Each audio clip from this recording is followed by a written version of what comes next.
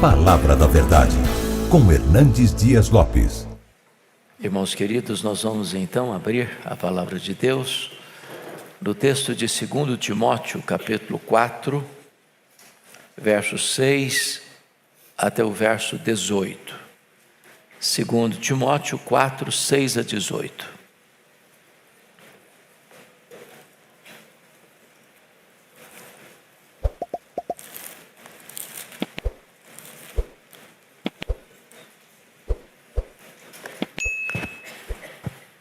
Lido o texto, por favor, mantenha sua Bíblia aberta comigo nesta passagem. O apóstolo Paulo escreve assim: quanto a mim, estou sendo já oferecido por libação, e o tempo da minha partida é chegado. Combati o bom combate, completei a carreira, guardei a fé. Já agora a coroa da justiça me está guardada, a qual o Senhor reto juiz me dará naquele dia. E não somente a mim, mas a todos quantos amam a sua vinda. Procura vir ter comigo depressa, porque Demas, tendo amado o presente século, me abandonou e foi para Tessalônica. Crescente foi para a Galácia, Tito para a Dalmácia. Somente Lucas está comigo. Toma contigo Marcos e traze-o, pois me é útil para o ministério. Quanto a Tíquico, mandei-o até Éfeso. Quando vieres, traz a capa que deixei em Trode, na casa de Carpo, bem como os livros, especialmente os pergaminhos. Alexandre, o latoeiro, causou-me muitos males. O Senhor lhe dará paga segundo as suas obras. Tu guarda-te também dele, porque resistiu fortemente às nossas palavras. Na minha primeira defesa, ninguém foi a meu favor. Antes todos me abandonaram, que isso não lhe seja posto em conta. Mas o Senhor me assistiu e me revestiu de forças, para que por meu intermédio a pregação fosse plenamente cumprida e todos os gentios ouvissem. E fui libertado da boca do leão. O Senhor me livrará também de toda obra maligna, e me levará salvo para o seu reino celestial. A Ele, glória pelos séculos dos séculos. Amém. Eu gostaria de, nesta oportunidade, trazer à mente esclarecida de vocês um pouco da história do apóstolo Paulo, concluindo então com seus momentos finais do que fazer nas horas de tanto sofrimento na vida. A história deste homem é empolgante, porque certamente ele foi o grande e maior líder do cristianismo no Ocidente. O apóstolo Paulo é a maior referência que nós temos na Bíblia de missionário, de plantador de igrejas, daquele que interpretou a mente de Cristo, que trouxe para nós as grandes doutrinas da graça. Ele foi certamente o maior desbravador do reino de Deus.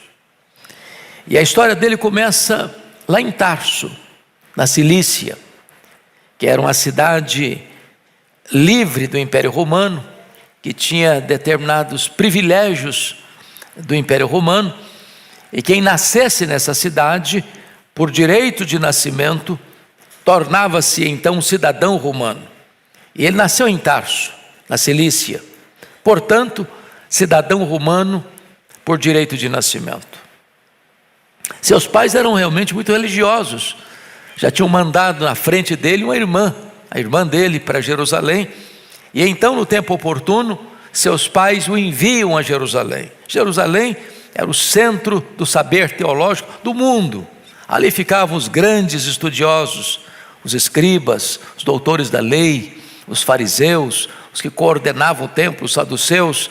E então ele é enviado, ainda muito jovem, para a cidade de Jerusalém, para estudar aos pés de um grande mestre, de um dos grandes ícones do ensino judaico, Gamaliel. E ele vai ser então doutrinado no saber teológico, no que tange a perspectiva do judaísmo. E a Bíblia chega a dizer que ele torna-se alguém de muito destaque entre os seus pares, pela sua sabedoria, ou melhor, pelo seu conhecimento, pelo seu zelo, pela tradição de seus pais. Mas este homem, com toda essa formação, com todo esse preparo, sendo um judeu, mas ao mesmo tempo um cidadão romano, tendo um conhecimento tão profundo das verdades do judaísmo, se sente na obrigação de ser o grande agente da perseguição aos cristãos. Quando Jesus é preso, é condenado, é crucificado, é sepultado, mas ressuscita ao terceiro dia, e o sinédrio, tomado de inveja, põe esse homem na frente, na linha de frente do ataque frontal aos cristãos. E Saulo de Tarso vai ser o maior perseguidor do cristianismo. Ele vai prender os crentes usando a força, a ameaça, invadindo domicílios domésticos, arrastando homens e mulheres para a prisão. Ele vai entrar nas sinagogas, não respeitando lugares sagrados, forçando os crentes a blasfemarem, intimidando-os, ameaçando-os, encerrando-os em prisão. E diz a Bíblia que ele vai além, dá o seu voto para matar muitos cristãos.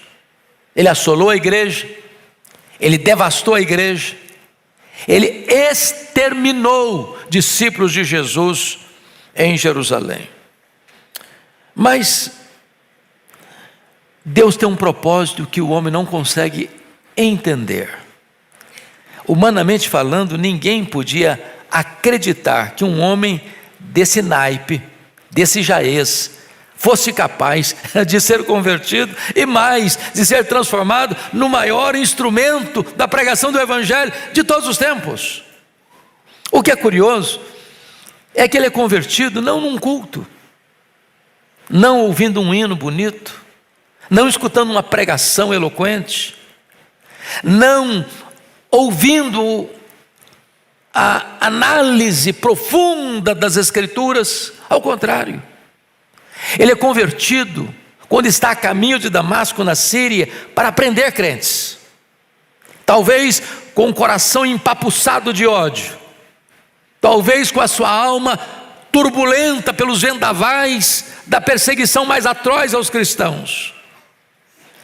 E monocraticamente, soberanamente, o Senhor Jesus o lança ao chão e invade a sua alma com a pergunta poderosa: Saulo, Saulo, por que me persegues? Dura coisa te é recalcitrares contra os aguilhões. Esse homem tem todo o seu orgulho golpeado pela força da graça. Ele é convertido, e a resposta dele já demonstra isso: quem és tu, Senhor? Eu sou Jesus a quem tu persegues, mas levanta-te, enviar-te-ei para longe aos gentios, e te mostrarei o quanto importa sofrer pelo meu nome. Foi a fala do Senhor para Ananias. Então, ali ele fica cego, mas ali os olhos da sua alma se abrem. Ali ele é convertido a Cristo. Dali ele é levado a Damasco. Lá em Damasco, Ananias ora por ele, ele é curado, ele recebe o Espírito Santo, ele é batizado, ele começa a pregar, vai fazer um seminário intensivo com Jesus 3 anos na Arábia. Ele retorna para Damasco, de Damasco ele sobe para Jerusalém. Ele não é recebido em Jerusalém, mas ele é acolhido por Barnabé, e agora ele é apresentado aos apóstolos, e agora ele tem livre trânsito na igreja em Jerusalém. Mas os helenistas recebem no coração o desejo de matar Saulo de Tarso. Ele tem que ir embora de Jerusalém. Ele não quer sair, mas precisa sair. E ele fica 10 anos agora de volta à sua cidade natal, em Tarso, longe dos holofotes, completamente apagado, sem qualquer projeção na história da igreja. Mas o projeto de Deus não tinha se apagado na sua vida. Porque agora a obra de Deus vai avançando e chega lá na Síria, em Antioquia da Síria, a terceira maior cidade do mundo. E Barnabé vai para lá, vê a obra de Deus prosperando, se alegra profundamente com isso, lembrou-se de Saulo. Foi lá em Tarso, lá na Cilícia, buscou Paulo, levou para Antioquia, ensinaram a multidão de discípulos. Quando o Espírito Santo disse: agora vocês vão me separar, Barnabé e Saulo, para a obra que os tenho chamado. Eles vão para a primeira viagem missionária, passam em Pafos, passam em perto da Panfilha. Ali certamente ele deve ter contraído uma enfermidade, porque ele sai são de Antioquia da Síria, mas chega doente na Galácia. E ele então, agora doente, avança para as montanhas do Taurus, e lá em cima na Galácia do Sul eles começam a primeira viagem missionária, pregando em Antioquia da Pisídia, entrando numa sinagoga, se assentando, houve a leitura da palavra de Deus. Então disseram: olha, se você tem alguma coisa para trazer para nós, você tem a palavra. E ele começa a pregar, a ensinar, partindo de Abraão, passando pelos patriarcas, passando por Davi, chegando a Jesus. O impacto foi tal que os líderes disseram: sábado que vem, volte, fala as mesmas coisas.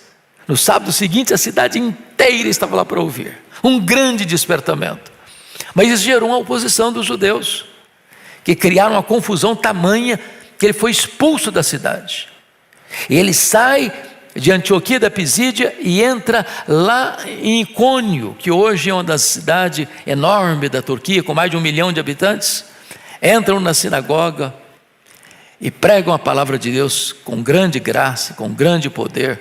Mas também a perseguição chegou, e ele tem que sair daqui e ir para Listra.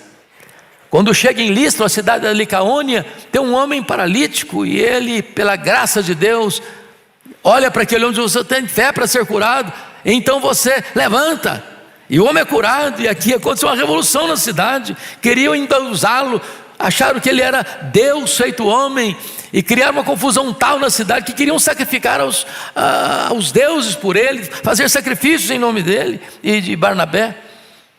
E diz a Bíblia que a oposição chega de novo. Ele é apedrejado na cidade, arrastado como morto da cidade.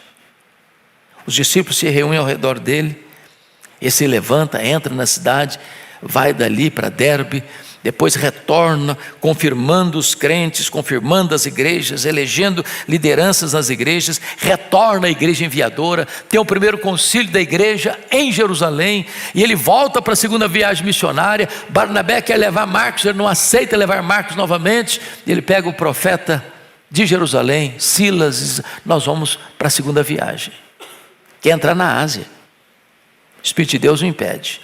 Quem dá a direção missionária para a igreja é o Espírito Santo. E então ele está em Troade, uma cidade portuária, quando ele escuta um varão macedônio dizendo: passa a Macedônia e ajuda-nos. Ele entendeu que era a vontade de Deus. Então ele sai de Troade, vai desembarcar em Neápolis, entra por interior e chega em Filipos, que era uma colônia romana, uma cidade com cultura romana. E ali a conversão de Lídia, ali a conversão do carcereiro, ali a libertação de uma escrava que estava dominada por demônios. Ali ele é açoitado, ali ele é preso. Dali ele vai para Tessalônica, a capital da Macedônia, terra de Alexandre o Grande. Ali ele prega com grande poder. Ali ele é perseguido também. Ele vai para Bereia.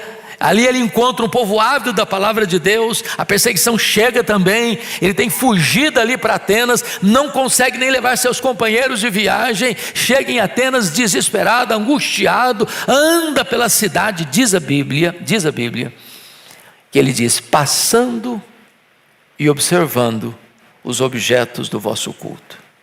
Paulo nos ensina aqui, temos que ter um cuidado de não visitar determinados lugares como turistas, apenas tirando uma foto, fazendo um filmezinho.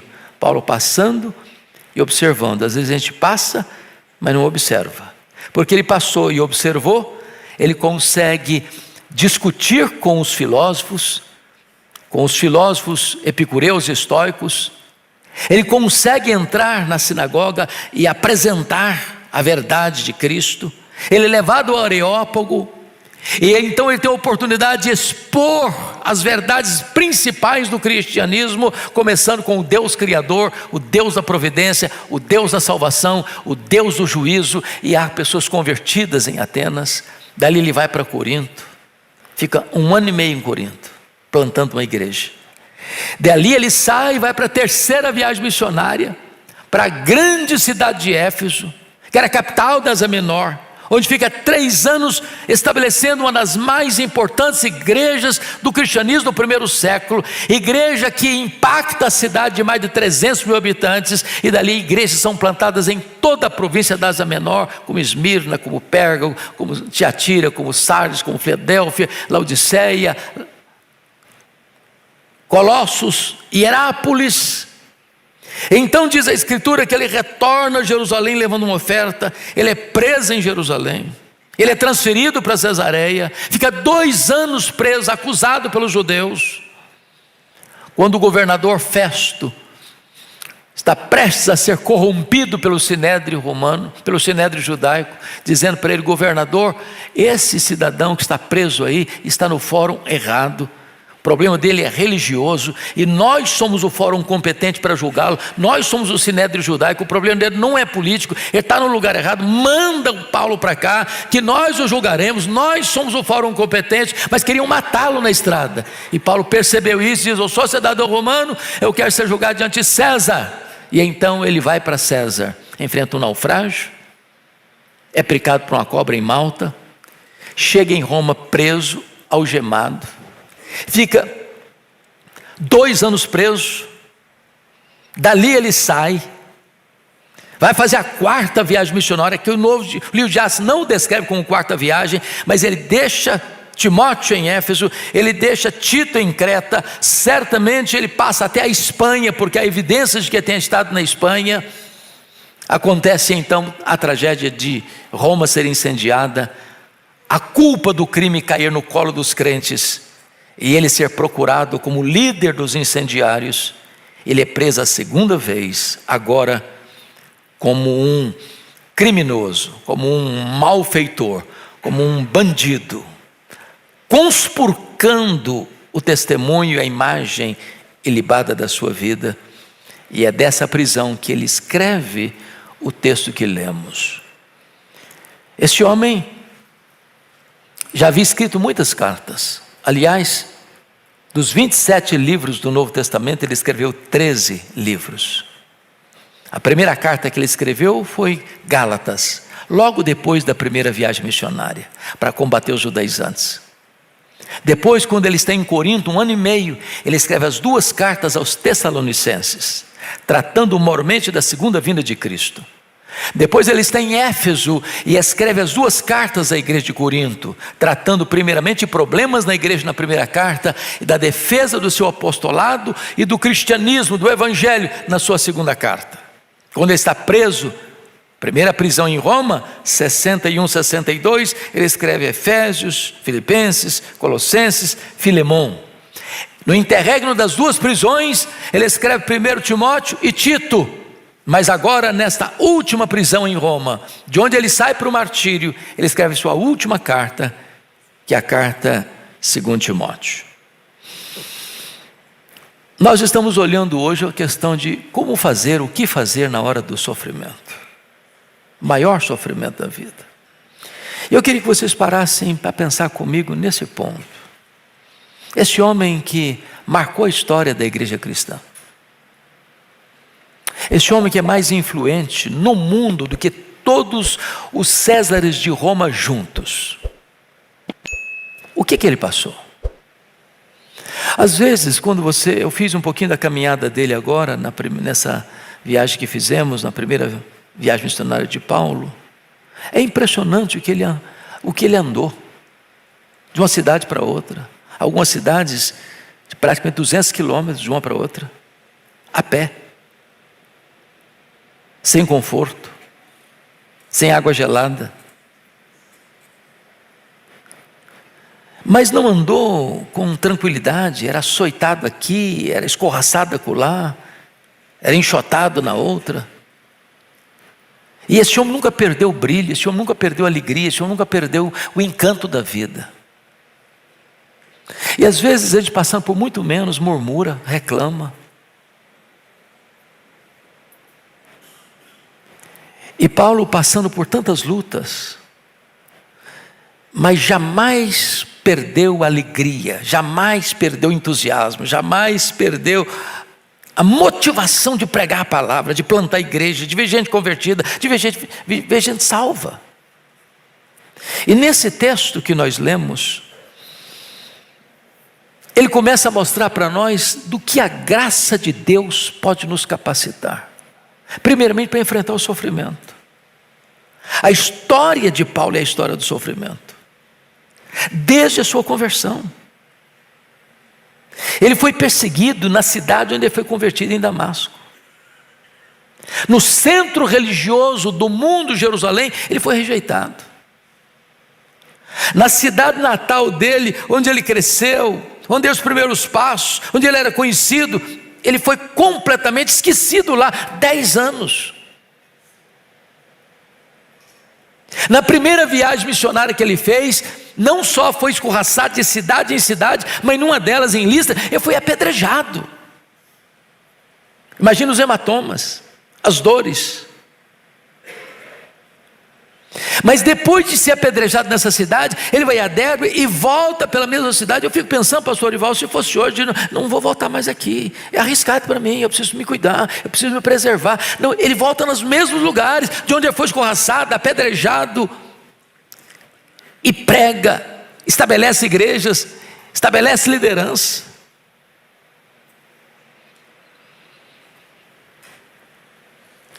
Ele chega na segunda viagem missionária, ele é preso e açoitado em Filipos, na primeira cidade. Mas Deus, o Senhor me mandou para cá, é para isso? Será que eu errei? Será que eu não entendi o chamado? Será que a visão celestial não foi correta? Será que a voz do varão macedônio era outra? Porque às vezes nós não entendemos, quando você vê sofrimento, você não consegue às vezes associar sofrimento com vontade de Deus. Problema com bênção do eterno. Se eu estou passando luta, se eu estou enfrentando perseguição, se eu estou enfrentando sofrimento, se eu estou enfrentando enfermidade, parece que a bênção de Deus não está aí, parece que a vontade de Deus não está aí. E Paulo nunca enfrentou esse dilema no seu coração. Ele está doente, está fazendo a obra. Ele está sendo perseguido, ele está fazendo a obra. Ele está apedrejado, está fazendo a obra. Ele está escorraçado, está fazendo a obra. Eles o prendem, ele está fazendo a obra. Eles os escorraçam de um lugar para o outro, ele está fazendo a obra. No meio do sofrimento. No meio do sofrimento. Como é que reage a isso? Em primeiro lugar, este homem enfrenta o drama da solidão. Procura vir ter comigo depressa. Aqui tem um ponto que eu quero destacar.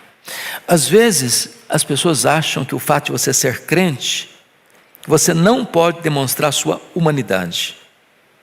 Se você é crente, você não pode nunca demonstrar fraqueza. Se você é crente, você tem que fazer de conta que você é um super-homem, você é uma super-mulher, você é um super-crente. Paulo não tinha esse problema, não. Ele disse para Timóteo: meu filho, eu preciso de você. Eu preciso de um amigo do peito. Eu preciso de um ombro. Eu preciso de alguém do meu lado. Eu não quero ficar sozinho, eu não posso ficar sozinho. Vem para cá, fica comigo.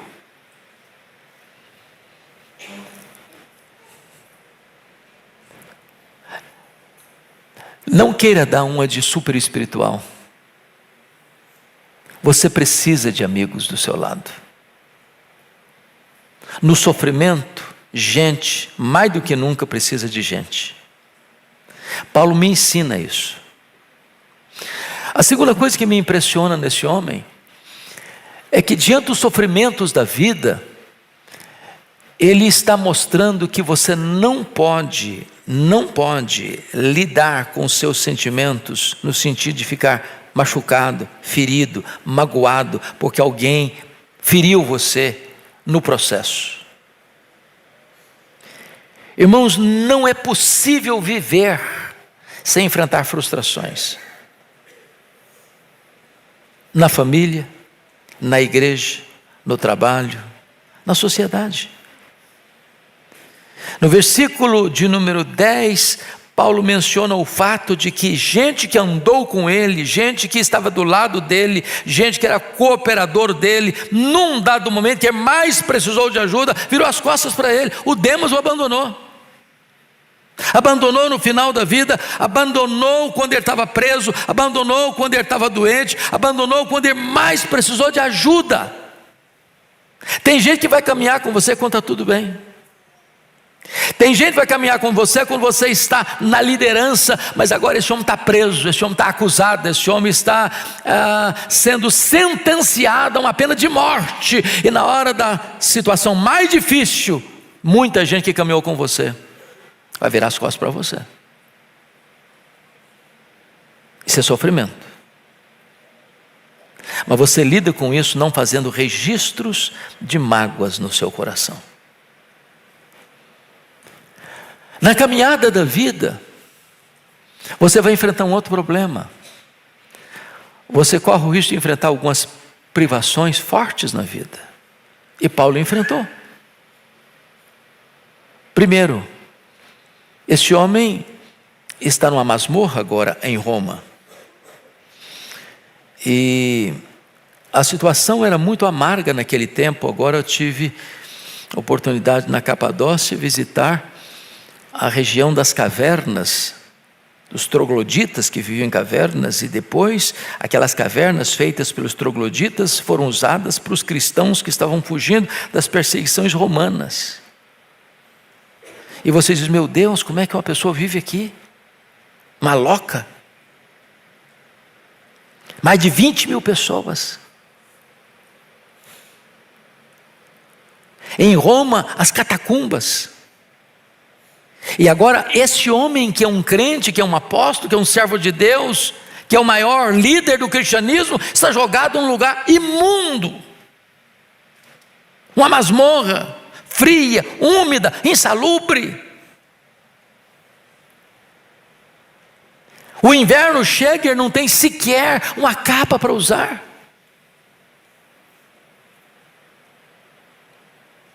O que é importante é que ele descreve isso, mas não com mágoa, não revoltado com Deus.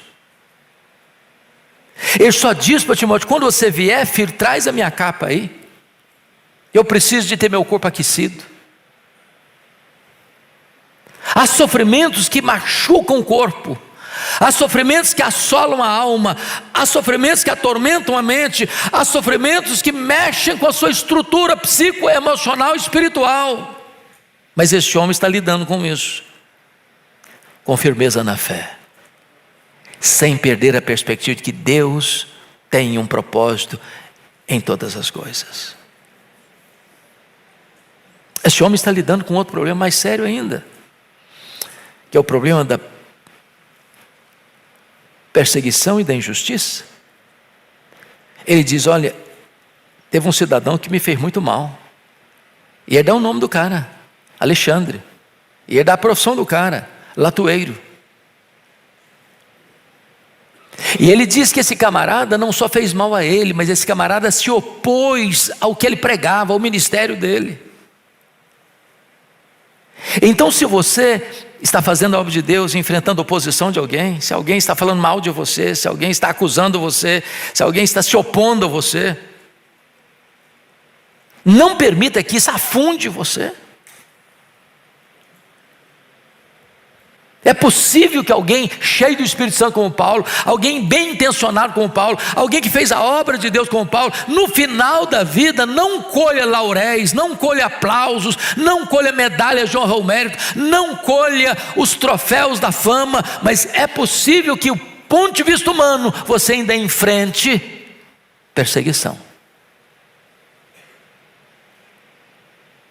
Mas mais, no final da vida, esse homem está lidando com a mais difícil situação da vida, que é colher ingratidão de quem foi abençoado pelo seu ministério, pela sua vida. Ele diz no verso 16 assim: na minha primeira defesa, ninguém foi a meu favor, antes todos me abandonaram. Por que fizeram isso? A questão básica, irmãos, é que os crentes estão sendo, nessas alturas, crucificados, queimados vivos, jogados às feras. E alguém diz assim: eu sou amigo de Paulo, eu sou filho na fé de Paulo, eu fui discipulado por Paulo, fui alcançado pela graça, pelo ministério de Paulo. Poderia, na mente deles, receber as mesmas consequências que Paulo sofreu. E tem gente que, para poupar a sua pele, pode abandonar você e dizer: eu não sei quem é esse cara. Como Pedro disse acerca de Jesus: eu não conheço esse homem, eu não sei o que dizes. E diz ele, não foram alguns, todos o abandonaram. O que me marca profundamente é que, apesar desses sofrimentos todos, Paulo não está duvidando da bondade de Deus. Paulo não está revoltado com Deus. Paulo não está encerrando o ministério dele amargo. Ao contrário. Ao contrário. Ele vai fazer uma grande avaliação de tudo e vai dizer assim: olha, gente, eu combati o bom combate. Foi luta, mas uma luta boa, o bom combate. Então, lição para nós, nota de rodapé: a vida só é dura demais para os fracos. A vida é dura, a vida é um combate. Mas se você é um bom soldado de Cristo, você vai combatê-lo. Agora, se o combate não é bom, não entre nele. Às vezes, quando você é mais jovem, você briga até com a sua sombra. Você compra briga desnecessária. Você entra em brigas que não valem a pena entrar nelas. Não produzem nada de positivo para o reino de Deus. Mas se a briga é boa, se o combate é bom, entra nele. Eu combati o bom combate. Mas nesse combate, não negocie princípios, não negocie valores. Combati o bom combate. Eu completei a carreira, não larguei a coisa no meio do caminho, não. Em nome de Jesus, meu irmão, persevere. Persevere. Sabe qual é a coisa mais angustiante quando você faz uma viagem como essa, da primeira viagem de Paulo, passa pela Europa? Agora mesmo eu estive pregando lá na igreja do nosso irmão Eurico Zwinglio, num domingo, não tinha ninguém. O grupo que estava lá era um grupo de turistas que saiu e o nosso grupo entrou e eu dei uma palavra. Os lugares onde as igrejas existiram hoje são ruínas. Nessa região todinha que Paulo passou, meus irmãos, das 3 viagens missionárias, não tem 1% de crente.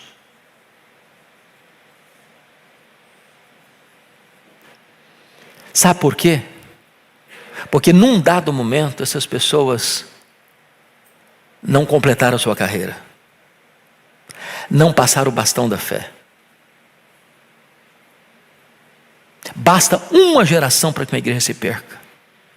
Tem que completar a carreira, tem que passar o bastão. Não pode abrir mão do evangelho, não pode. Guardei a fé. Eu quero fortemente encorajar você, papai, você, mamãe, você, avô, você, avó, em nome de Jesus, não abra mão de você passar os valores da palavra de Deus para os seus filhos, para os seus netos,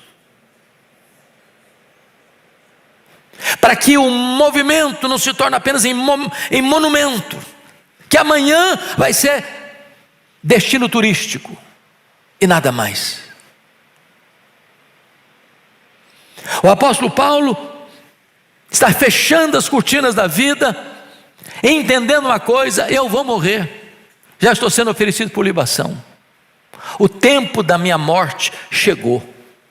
Mas este homem não tem medo de morrer, porque ele diz: para mim o viver é Cristo, o morrer é lucro. Para mim morrer é partir para estar com o Senhor. O Senhor nos chama aqui hoje a lidar com o sofrimento, com essa convicção de que se chegou a hora de partir, nós vamos partir, porque nós não vamos partir para o nada, nós não vamos partir para o desconhecido, nós não vamos partir para uma sepultura gelada, nós vamos partir para estar com o Senhor, que é incomparavelmente melhor. Mas este homem nos ensina ainda que no sofrimento mais atroz, nas injustiças mais cruéis e desumanas, nós podemos olhar para frente com total segurança. Já agora a coroa da justiça me está guardada, a qual o Senhor reto juiz me dará naquele dia. E tem uma promessa para você, e não apenas para mim, diz Paulo, mas para todos quantos amam a sua vinda. Se você ama a vinda do Senhor, se você aguarda a vinda do Senhor, se você entende que o melhor está lá ainda, o Senhor vai nos redimir e nos dar a coroa da justiça. Teremos um corpo semelhante ao corpo da glória dele. Não vai ter mais tristeza, não vai ter mais choro, não vai ter mais dor, não vai ter mais pecado, não vai ter mais maldição, nada contaminado vai estar mais presente. Nós estaremos para sempre com ele. E Paulo, olhando tudo isso numa perspectiva cristã, ele diz o seguinte: o sofrimento do tempo presente não é para comparar com as glórias por vir a serem reveladas em nós, porque o nosso sofrimento vai produzir para nós eterno peso de glória acima de toda a comparação. O que fazer diante dos grandes sofrimentos da vida? Confiar na graça.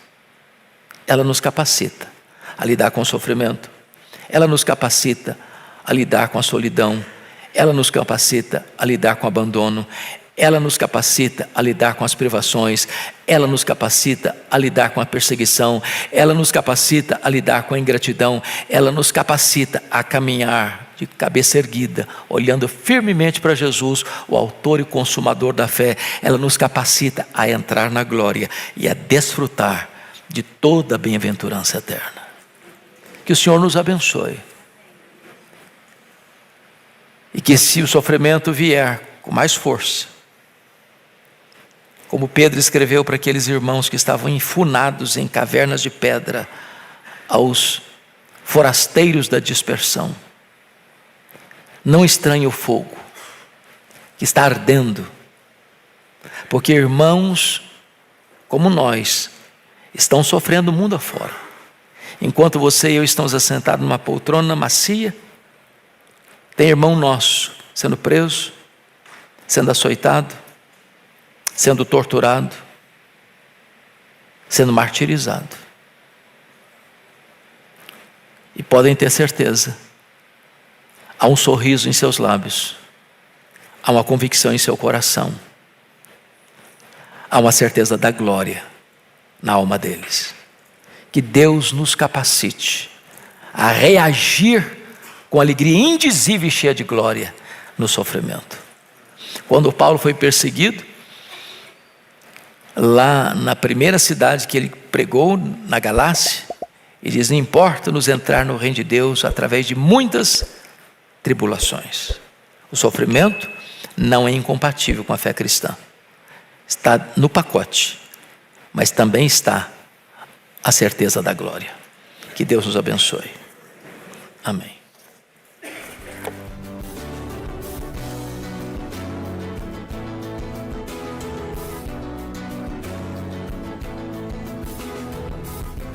Palavra da Verdade, com Hernandes Dias Lopes.